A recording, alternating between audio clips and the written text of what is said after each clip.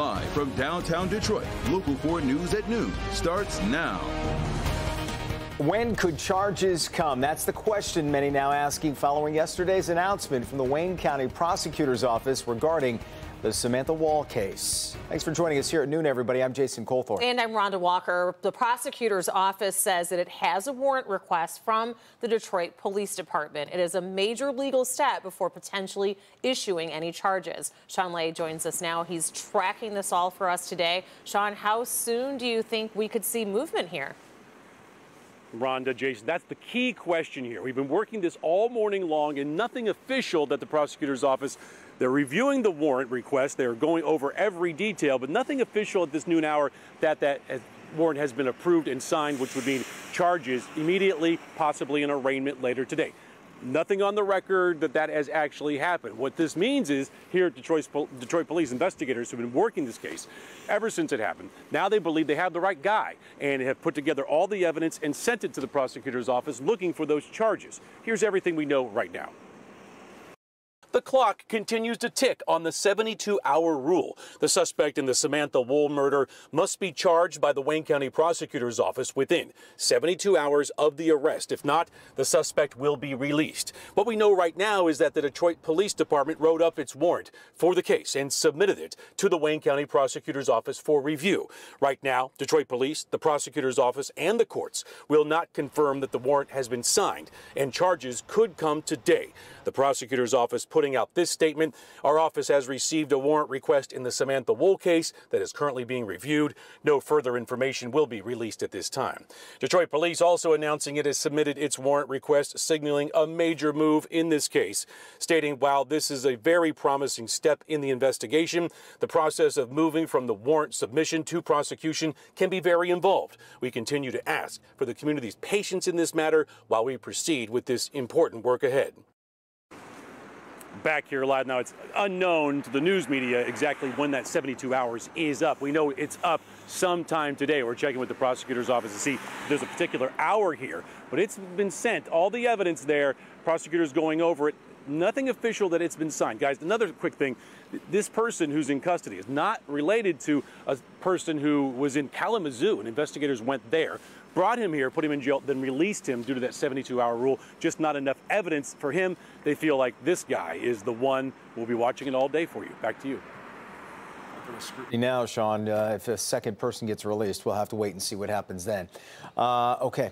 We've learned the parents of a 5-year-old boy who died after accidentally shooting himself have been charged. Prosecutors say Halisa Brown and Sterling Minion are both facing several charges, including involuntary manslaughter and child abuse.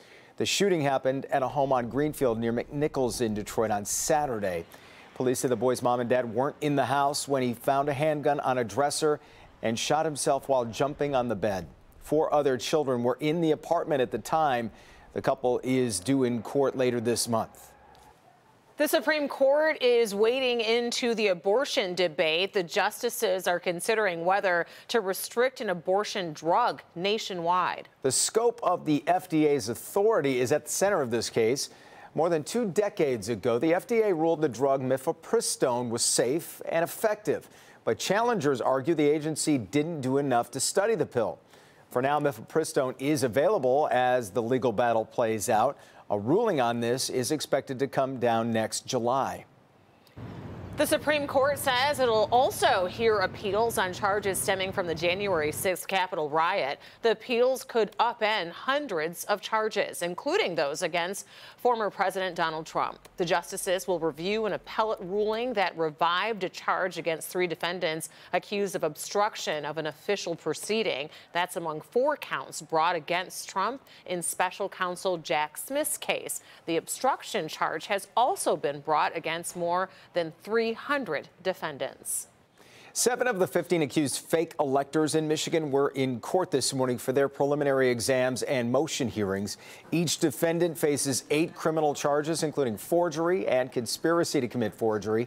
The charges stemming from allegations they tried to overturn the 2020 presidential election results in Michigan in favor of former President Donald Trump. More of the alleged fake electors are due back in court at the end of January.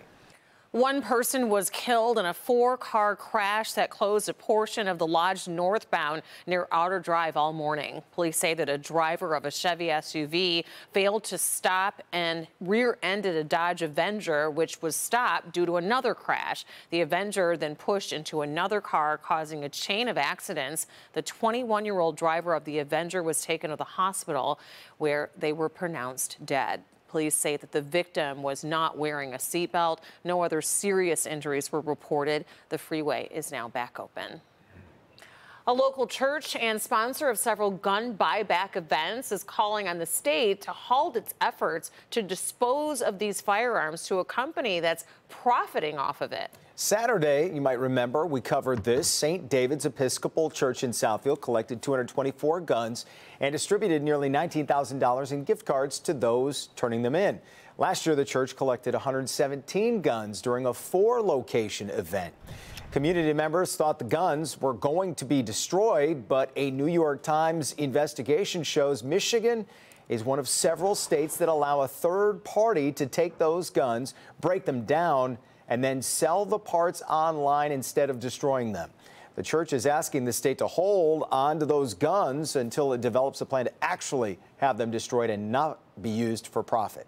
New into our newsroom, Corewell Health says that it is limiting visitors to pediatric units at 3 of its hospitals in Southeast Michigan. Officials say only 2 visitors will be allowed bedside during the day and 1 visitor overnight. The health system says that it's due to a risk in pediatric respiratory illnesses. The hospitals impacted are Corewell Health's Beaumont Hospital in Dearborn, Royal Oak, and Troy. Ukrainian President Volodymyr Zelensky making his case for funding for his war-torn country during a visit to the capital on yesterday. Bree Jackson with the latest from Washington as lawmakers debate more aid for Ukraine, also Israel, and it all ties to the U.S. southern border. President Zelensky took part in a series of meetings here in Washington, D.C., as concerns grow over the U.S. commitment to providing more aid to Ukraine.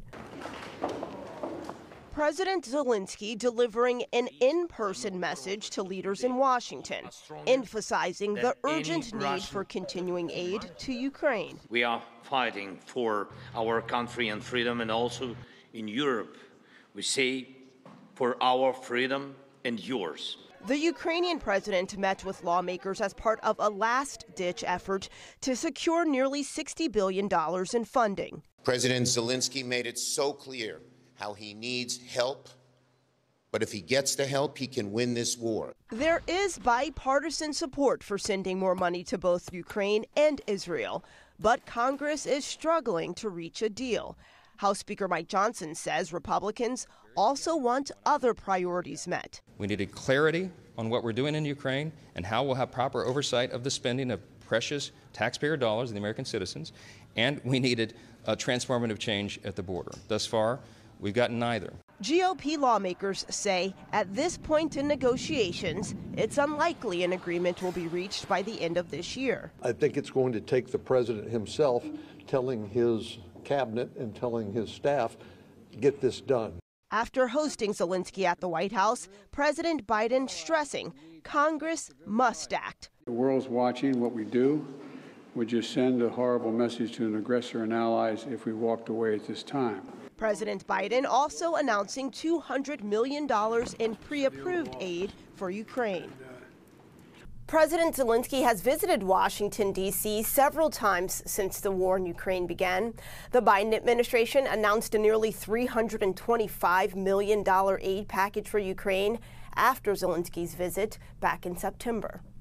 In Washington, Bree Jackson, NBC News. All right, Bree. As we get ready for the weather around here, all you got to do is take a look outside. Another sunny day out there. Yeah, it is. Kind of on the cool side, though, Ron. Will the sun warm us up this afternoon? You know, we are going to be near average. So on the cooler side a little bit, we'll be in the 30s, and then we have the wind making it feel cooler. We do have mostly sunny skies over Detroit. Some of us starting to see a few clouds as we get a little bit of cloud cover coming off of Lake Michigan. Now, this is what's happening in our area. Temperatures ranging from the lower to mid 30s with 36 in Detroit, 32 in Howell, 33 for Pontiac, and in the mid 30s, 35 for Monroe. Now, across the area, you can see where we have plenty of sunshine. Port Huron as you get into Lapeer and much of the east side, especially especially to the east of 75, but going over toward 275 and westward, that's where we have more of that cloud cover that is building. Now, we have the temperatures in the lower to mid 30s across the area. You bring in the wind, though, and we have values as low as 20 in Sandusky, 24 in Pontiac, and in Howell, 26 in Ann Arbor. Those winds out there right around 5 to 15 miles per hour. So here's where those clouds are. You can see we have the sunshine over the thumb and the east side of Metro Detroit, but the clouds are building because we do have some lake effect action over toward the west side of the state, and some of those clouds making their way over here. So here's what we're going to be talking about coming up in just a moment. Warmer weather ahead of us. We have still more sunshine and a chance of some rain over the weekend.